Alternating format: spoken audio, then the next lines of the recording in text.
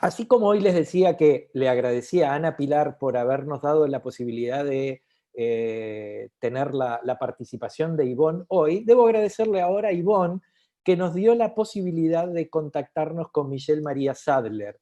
Michelle María Sadler, muchos de ustedes la conocen, otros no, es una antropóloga social posgraduada en estudios de género y antropología médica, es docente e investigadora en la Universidad Adolfo Ibáñez, ella es chilena, y hoy va a hablar con nosotros del impacto de las intervenciones obstétricas a corto, mediano y largo plazo desde la visión de las mujeres.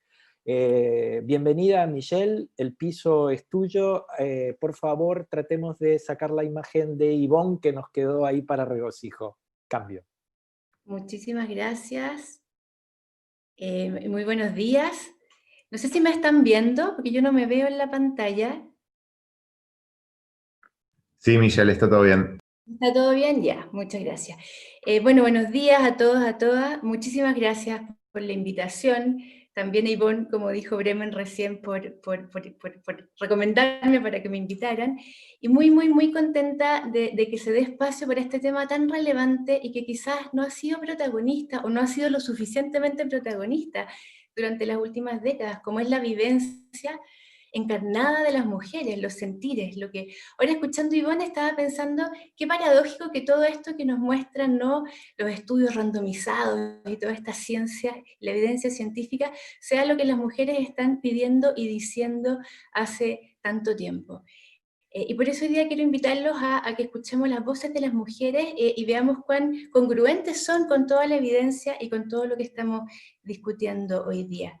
Yo les hablo desde mi experiencia de antropóloga, etnógrafa. Llevo 20 años en los territorios de nacimiento, observando cientos de partos, escuchando miles de testimonios de mujeres, de personal de salud, acompañando la implementación de políticas públicas, viendo el dolor de las mujeres, de los equipos de salud, cuando se enfrentan a situaciones difíciles y a los traumas del nacimiento, ¿no?, como lo que contaba Ivonne.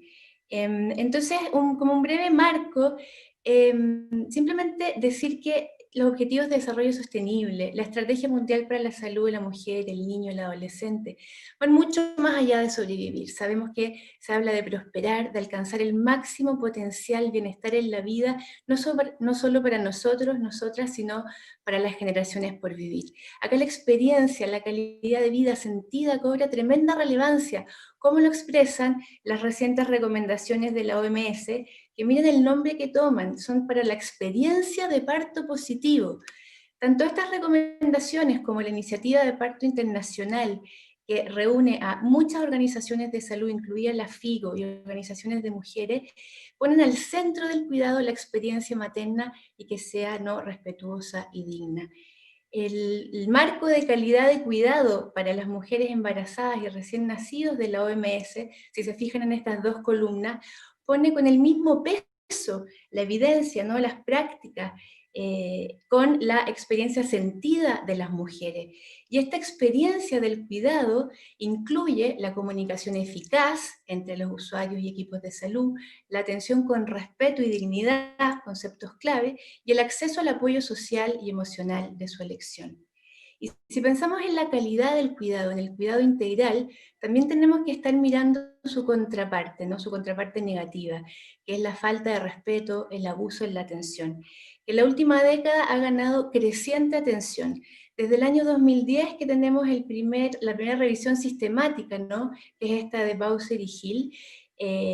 Luego tenemos otra muy famosa de Boren y colegas de hace más reciente, y tenemos pero montones de estudios de organizaciones, de académicos, que se preguntan qué está pasando, por qué está sucediendo esto en todo el mundo, y tratamos de comprender y de erradicar este problema. Esto se traduce en la declaración de la OMS del 2014 de la prevención y erradicación de la falta de respeto y maltrato en la atención del parto, y en un importantísimo documento que les recomiendo leer del 2019, que es el informe de la Relatora Especial de Naciones Unidas sobre la violencia contra la mujer, sus causas y consecuencias, que puso el eje en la violencia obstétrica y la definió, la conceptualizó como una grave violación a los derechos humanos y como una violencia de género. Es muy interesante y recoge informes y experiencias de mujeres, de organizaciones de derechos de las mujeres de todo el mundo. Y si miramos Latinoamérica, lo interesante de nuestra región es que desde antes que el mundo como anglo, el mundo del norte, situamos este problema como uno de violencia estructural y de violencia de género. Acá tenemos escritos, por ejemplo, del 98 de colegas brasileras, Simón Grillo Diniz, con otras colegas que ya hablaban de violencia reproductiva. Este es un texto que trabaja mucho la atención de parto, o de los colegas mexicanos, Roberto Castro y la Joaquín Erviti, que también desde inicios de este milenio están trabajando esto como un problema de derechos reproductivos. Somos muchos los investigadores que hemos estado en las últimas décadas, y no me da el tiempo para nombrarlos a todos, ¿no? Pero ha habido una visibilización de este problema, y en Latinoamérica lo interesante es que surge un concepto distinto, ¿no? Que es el de violencia obstétrica, y que lo que justamente busca es situar el problema en un nivel estructural de relaciones, a nivel cultural. Entonces se trata de un sistema médico, la biomedicina, que es un sistema cultural y que reproduce ideologías de género de la sociedad mayor. Esta discusión conceptual lo encuentran en un paper propio que escribimos con colegas de varios países, donde justamente hacemos este análisis que acá les puse de forma muy resumida. Entonces, bueno, estamos en un momento en que está claro que la experiencia de las mujeres es central, y ahora bien, ¿cómo viven? ¿Qué impacto tiene la atención obstétrica en las mujeres? Escuchemos algunos relatos, teniendo en cuenta que las intervenciones obstétricas, las prácticas, el aspecto técnico es inseparable de la forma en que se trata, ¿no? De la forma en que se cuida, en que se... y les voy a traer ejemplos de testimonios de Chile, que si bien son de Chile, son representativos y son muy similares a los que encontramos en toda Latinoamérica y mucho más allá en todo el mundo. Este es un estudio muy bonito, una encuesta que hicimos en Chile el 2017 sobre experiencias de nacimiento, con una muestra impresionante de más de 11.000 mujeres, que además tenía una pregunta abierta donde se podían poner narrativas de parto, testimonios extensos, de los cuales tenemos 8.600. Son miles de páginas de testimonios que seguimos analizando. Ya hemos hecho varias publicaciones de este estudio y seguimos trabajando, y por eso les contaba que acá les traigo algunas de estas cuñas. Y como tenemos poco tiempo, voy a situarme en los dos extremos de la gradiente del cuidado. Aquellas experiencias en que las mujeres se sienten cuidadas en forma como integral, completa, y aquellas que se sienten maltratadas. Cuando una mujer se siente cuidada, va a decir cosas como estas, ¿no? Fue muy respetuoso, sintiéndonos protagonistas de este momento tan preciado. Terminé sintiéndome muy empoderada y feliz porque fui oída y acompañada. Fue una experiencia maravillosa, perfecta, llena de amor y contención. Un equipo profesional que tuvo paciencia, esperó los tiempos del proceso. Estuve siempre acompañada, tuve a mi hijo conmigo piel con piel, cerca de 3 horas. Y vemos como en estos relatos la práctica de la evidencia va de la mano con el cuidado compasivo, amoroso, digno, respetuoso. Y no siempre, una cosa muy importante, el resultado es el esperado. No siempre vamos a tener un bebé sano o un bebé vivo. Este es un testimonio de una mujer cuyo bebé murió, pero que de todas formas, con este resultado terrible, se sintió muy cuidada. El equipo fue muy humano con nuestra situación. Me acompañaron desde el principio. En vez de llevarme a una sala de recuperación, nos dejaron estar en preparto después de la cesárea con nuestro hijo fallecido y con nuestra familia. Nos sentimos protegidos y cuidados dentro de nuestro dolor. La palabra cuidado se repite, ¿no? Este acompañamiento compasivo. Entonces vemos que las experiencias de cuidado integral son los contextos afectivos y comunicativos los que posibilitan el dar significado a la experiencia de parto y de construir formas de agencia epistémica y encarnada, de sentirnos sujetos activos que participamos. En el cuidado integral se dan dinámicas interactivas de participación que se relatan desde un nosotros, la familia, con el equipo de salud.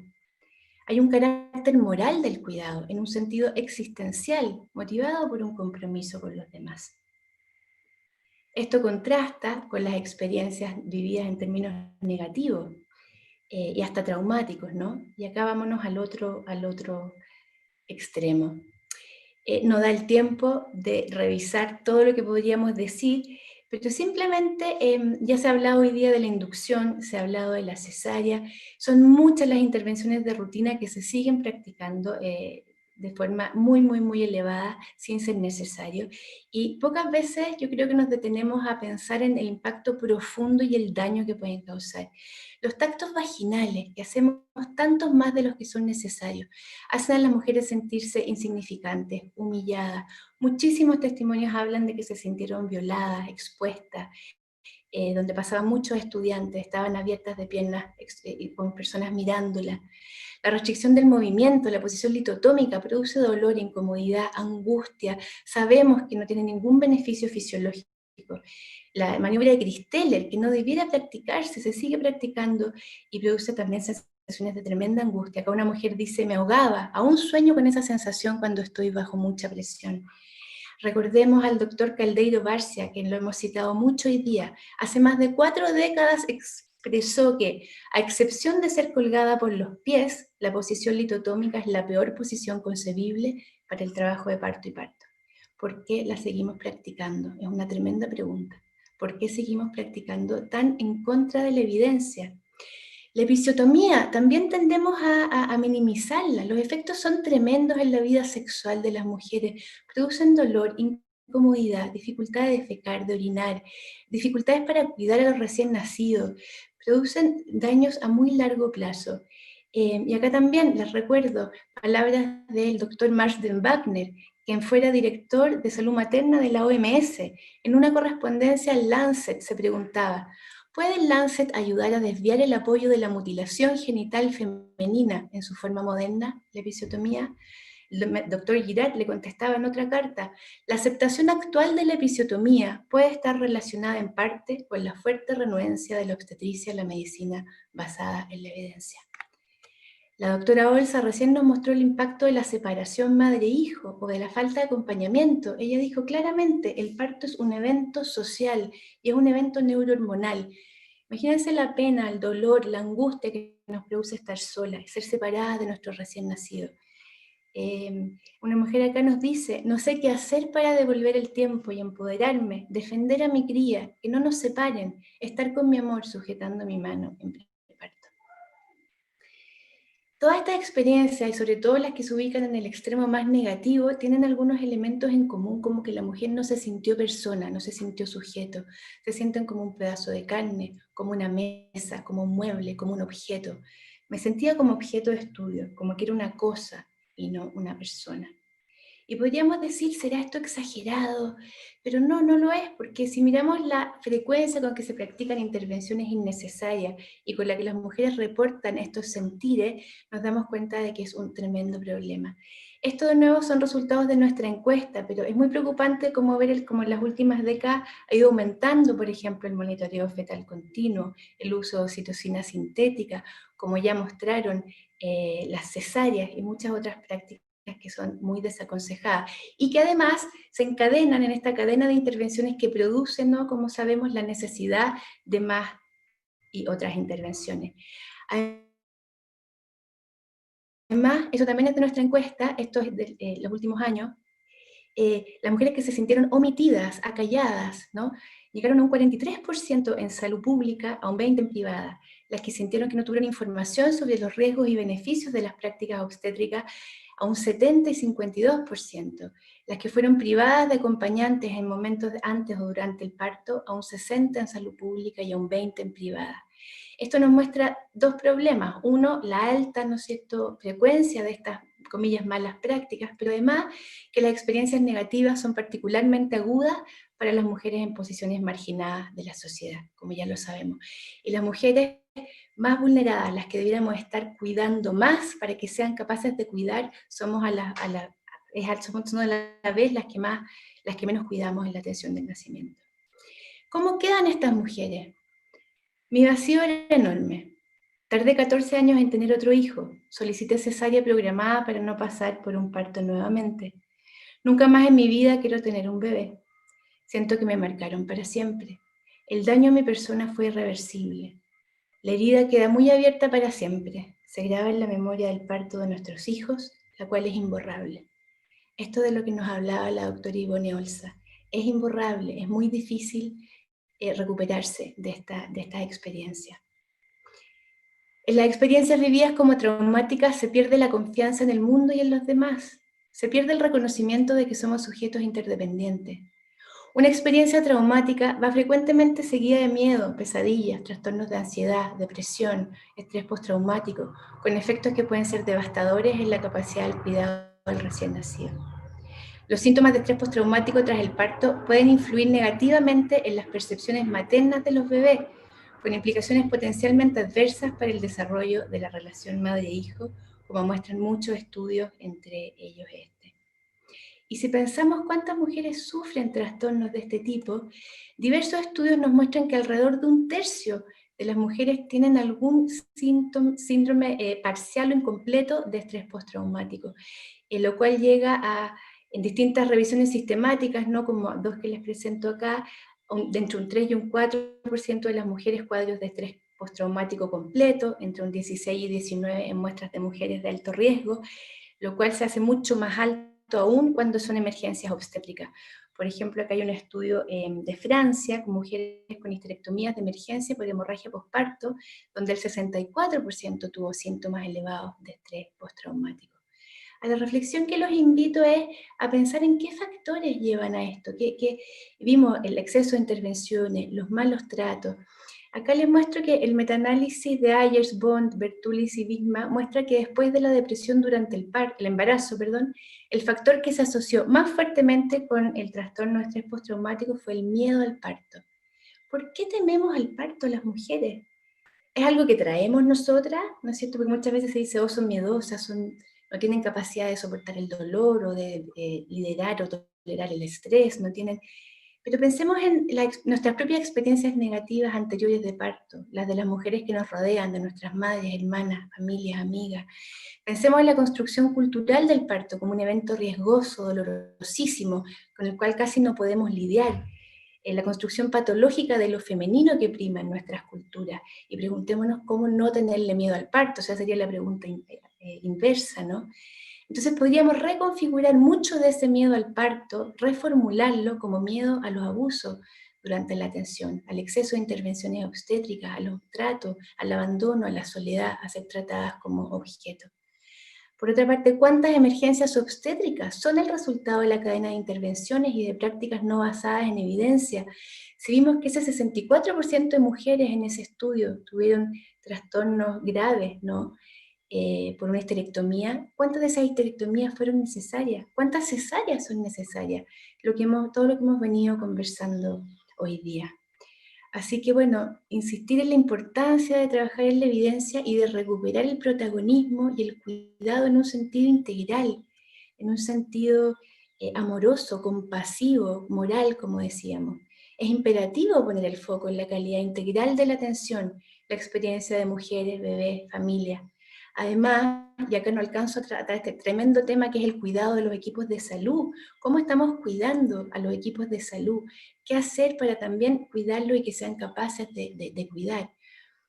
Pero merecemos cuidarnos porque si no, no vamos a poder cuidar a las generaciones que vienen. Así que muchísimas gracias y también como Ivonne les dejo esta presentación con toda la bibliografía presentada y una imagen muy bonita de cuidado de una partera indígena de nuestro continente. Vamos a pasar ahora a hacerle algunas preguntas a Michelle, así la hacemos también participar de este proceso de preguntas. Yo sé que está siendo muy difícil manejar la cantidad enorme de preguntas que tenemos y en algún momento vamos a tener que cortar. Nos preguntan, en base a tus comentarios, ¿no se debería no se debería considerar algunas de las cosas que tú dijiste como una mala praxis más que violencia de género? Sentirse una cosa puede también ocurrir en una apendicectomía. Y además te felicita por la exposición. Y a su mismo tiempo voy a pasarte otra, que está más abajo. ¿Y dónde está? ¿Por qué seguir con estas intervenciones a pesar de la abundante evidencia, te lo dirigen a ti, a pesar de la abundante evidencia en contra de esas intervenciones tan iatrogénicas? También te preguntan, ¿por qué se considera la anestesia como un acto de violencia obstétrica cuando es un acto consentido que busca aliviar el dolor? Anestesia adecuada no aumenta un mal resultado, un mal outcome. Te paso estas, así también respondes 3. Michelle, cambio. Muchas gracias por las preguntas. Primero, cuando se trata de otras intervenciones, creo que dijeron apendicectomía en la pregunta, no sé si es comparable con la atención del nacimiento, del parto. Si yo voy, no sé, a sacarme un tumor, a extirparme, no sé, es muy distinta. En varias veces me lo han comparado también con extracciones molares, por ejemplo. Es bien distinta Estamos hablando acá del nacimiento de un nuevo ser humano, estamos hablando de un momento, como repito de nuevo a la doctora Olza, que es profundamente social, en el que son otros los elementos. El nacimiento es un evento tremendamente ritual en todas las culturas que conocemos y tiene otros componentes. Entonces, yo creo que hay que ponerlo en la dimensión que tiene. No es lo mismo que otras prestaciones médicas. Y quizás eso es algo que nos sucede en la biomedicina, como lo tratamos en hospitales, como siempre se estudian mucho los factores patológicos, las posibles complicaciones. Tendemos a pensarlo en forma similar a otras patologías, pero yo les invitaría a pensarlo como un evento fisiológico primero normal, un profundo rito transformativo de bienvenida a los nuevos seres humanos, a los miembros de nuestras comunidades, que tiene otras dimensiones y que tenemos que pensar también en todos esos términos. O sea, siempre hay que tratar bien, por supuesto, en cualquier prestación, pero digo que es otro el foco. Preguntaban por qué cruzarlo con violencia de género, porque las formas de abuso que se identifican, esto no lo digo yo, lo dicen montones de investigadores en el mundo, en la atención del nacimiento y en la atención de salud sexual y reproductiva en general, ¿no es cierto?, toman y tienen muchas similitudes con lo que sucede en la violencia de género y se expresan de una forma particular sobre cuerpos femeninos. Toda la represión, por ejemplo, de la sexualidad, los comentarios sexuales, las bromas que se hacen, hay toda una concepción de lo femenino que se pone en juego, que lo han trabajado cientistas sociales desde hace muchas décadas, que se pone en juego en la atención obstétrica, que es distinta a la de un cuerpo masculino o es distinta a la de otras prestaciones de salud de nuevo. Por eso yo creo que ahí hay un foco muy interesante para cruzar en el análisis y poder comprenderlo en estas dimensiones que estamos planteando. Perdón, ¿cuál era la otra? ¿Por qué seguimos practicando intervenciones? Esa es la pregunta, la mejor pregunta, la más compleja quizás. ¿Por qué si sabemos hace tanto tiempo que muchas de estas prácticas hacen daño, las seguimos practicando? Y acá podemos apelar a la antropología y que cuando ciertas prácticas se instalan en niveles culturales es muy difícil, toma mucho tiempo, tarda mucho tiempo cambiarlas. Y se instalan así como uno podría pensar cuando digo ritual, como un ritual indígena o chamánico. El parto tecnocrático, el parto hospitalario también es un ritual. Y una vez que lo hemos instalado, como que hace un sentido cultural particular, es muy difícil cambiarlo. Entonces, por eso que invitaba también a hacer un análisis estructural de cómo estamos educando a los médicos, a los profesionales de la salud, qué paradigma hay, el foco en lo fisiológico, y ampliar este foco para que podamos ir transformando estas prácticas y trabajando en base a la evidencia. Y por último, la anestesia, yo no estoy de acuerdo que sea, creo que la pregunta era por qué se consideraba violencia. Yo no creo para nada que sea violencia, o sea, es una de las maravillosas herramientas que se pueden utilizar si son necesarias y si la mujer la quiere. Acá el foco es la mujer. Si ella necesita anestesia y va a ayudar al trabajo de parto, maravilloso. Ahora también en base a la evidencia, que sean dosis bajas, que ojalá permitan la movilidad, la deambulación, todo lo que sabemos. Si la mujer no la quiere, no la necesita, o cree que puede manejar un trabajo de parto sin la anestesia, lo que importa es poner esa necesidad al centro del cuidado. Y por supuesto que, como lo plantea la OMS también, ofrecer y tanto técnicas farmacológicas como no farmacológicas de alivio del dolor.